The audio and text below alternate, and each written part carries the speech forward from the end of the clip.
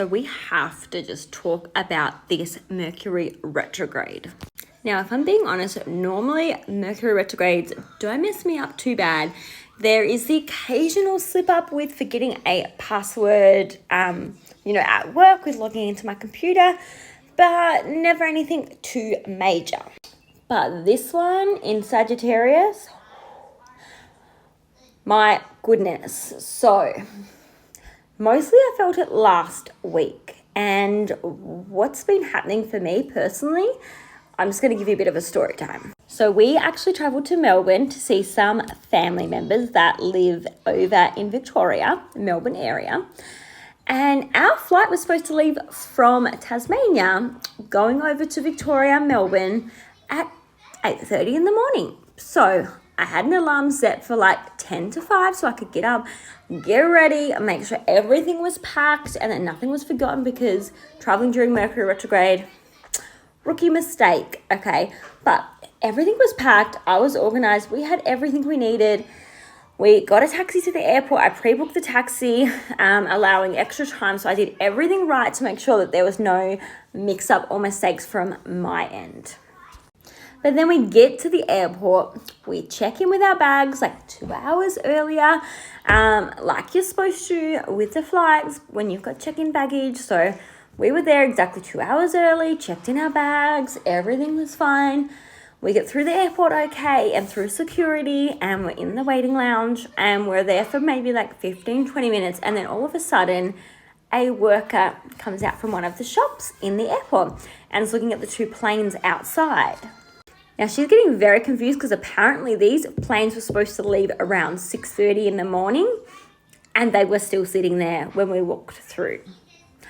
So they were a bit behind. So that was like the first red flag to me that, there's something going on here.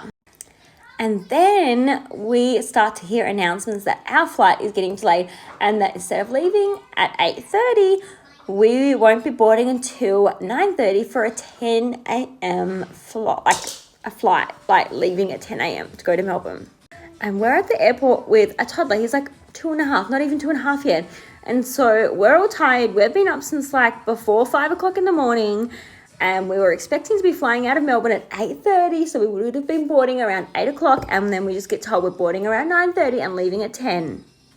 And look, I know sometimes you can't help these things, and I was a little bit prepared for, stuff to go wrong with traveling during Mercury retrograde. So I was kind of prepared for stuff like this to kind of come up. So then we're like on the plane, we're waiting. We didn't leave until just a bit after 10. But yeah, we ended up flying, getting in the air. That was all good. My son was a little bit restless on the plane, but then he fell asleep pretty much straight away after takeoff. And then he slept the whole time. So he was beautiful. Like, he was so good on the plane. It's only like a short hour flight or something anyway. And then we are in the Melbourne area ready to land, but we had to stay up in the air for an extra half an hour because of the weather and the fog. So apparently they couldn't really see because of the fog and the weather in Tasmania and in Victoria. And so it put like a lot of flights on delay. So we had to fly around in the air for an extra half an hour. So we didn't actually land until 12:30. We actually got to land and get off the plane. So that was fun. So we were very, very tired, very hungry, ready to get to Melbourne, get into our hotel room and just relax. And yes, we stayed at a hotel for the first 2 nights, and then we stayed with our grandparents in a different area in Victoria for the last 4 days. So we went into the Melbourne CBD and stayed in a hotel for 2 nights, and then we went and travelled via train and trams to our family members' place. So it was a really good trip considering a lot of things went wrong. Now, keep in mind that the weather in Victoria was hot and muggy and humid. Even though it was super cloudy and foggy, it was hot. So when we wanted to do shopping in the afternoon after we checked into our hotel and we'd had something, to eat, we dropped off our bags and everything. And then we were like, let's not waste, the rest of the day. Let's go shopping. So we wanted to go into the Berkshire Mall and have a look around the shops, and there was just a lot of miscommunication between me and my husband, and also just when we were going into the shops. They were like really humid, almost like the aircon wasn't on, so it was really sticky and stuffy in there.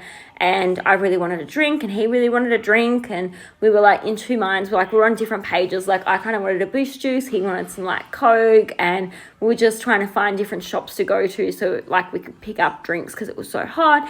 And obviously our little boy was getting super restless because of the heat, and he was still just like, he'd been on the plane for a while, so he was still just wanting to run around, but we were hot and bothered and just needing a drink. So it was, you know, it was intense. We were all getting a little bit grumpy and grouchy.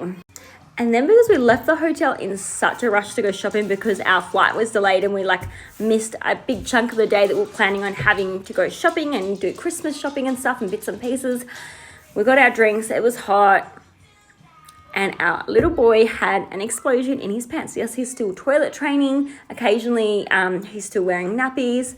But he needed to go number 2, and he didn't tell us. And he went in his nappy, and it ended up leaking through onto his pants. And then we realised we didn't have a change of clothes for him, and we didn't even have his nappy bag with us. So we had to go we had to find a supermarket, go buy new nappies and wipes, and we also had to go buy him a new pair of shorts because his other ones were soiled, so he couldn't use them. So that was all day 1. The first day, that was Melbourne, Monday last week. So obviously today's Monday, but this was last Monday, so a week ago. And then the Tuesday, we're still in the CBD, we're still at our hotel. We got up, we'd had a rest and a sleep, and it was another hot day, and we were planning on going to the Melbourne Zoo because that's one thing my little boy really wanted to do, and it's what we wanted to kind of take him to go do for more of his like Christmas present. We wanted to do something that was really nice and make some memories with him. So we got on the tram and went to the Melbourne Zoo.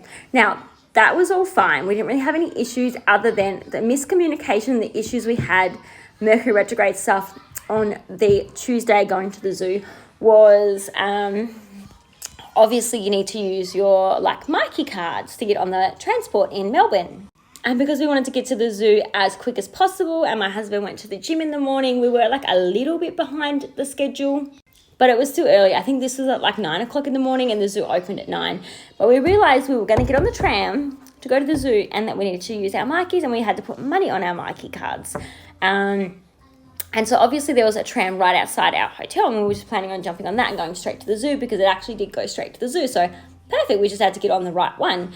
But we needed to top up our Myki cards, so we were sitting there and we were literally trying to download the app and figure out, because obviously we're from Tasmania, like the Myki cards for Victoria are like different to the transport we have here in Tassie. Like we don't have trains and trams. Like we kind of just have buses as our public transport. Like, and I don't even use them here because I have a driver's license. So I don't really use public transport, and neither does my husband. So we were like trying to figure out these Myki cards and top them up and get the app going. We eventually got there. We got that sorted after a few hiccups.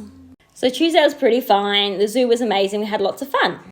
Then we finished at the zoo, and it was still a really hot day. We were hot and sweaty from walking around the zoo. I was like, let's just order some takeaway. I want to enjoy some nice food here in Melbourne, some nice vegan food. So I ordered through Uber Eats some food. Tell me why it was a guy on a scooter who gave us our food, and the Uber bag had food all over it that had leaked. So we ordered like this mega ring vegan tofu dish, and obviously it was in a container, but the container had leaked and the sauce had gone all over the bag, all over the other food in there, which was really frustrating. And obviously it wasn't really the driver's fault. Like he probably just put the Uber bag in the back of his scooter and like didn't think anything of it until he come to give it to us. But yeah, so that had leaked everywhere. Not only that, we ordered ice creams, like 2 different ice creams, like a vegan maxi bon and then like a chocolate gelato, and then like a caramel sundae, because obviously me, my husband and my child, we're all going to have some ice creams plus some food. So like pizza and burgers and the noodles. They forgot the maxi bon, so that was not in our order. So then I had to call up and get that sorted, and that was a lot of miscommunication because I called the restaurant and I was supposed to call Uber, and that was really confusing. But it was all just a huge mix-up. Now this is part 1. I'm going to film a part 2, so stay tuned for that part.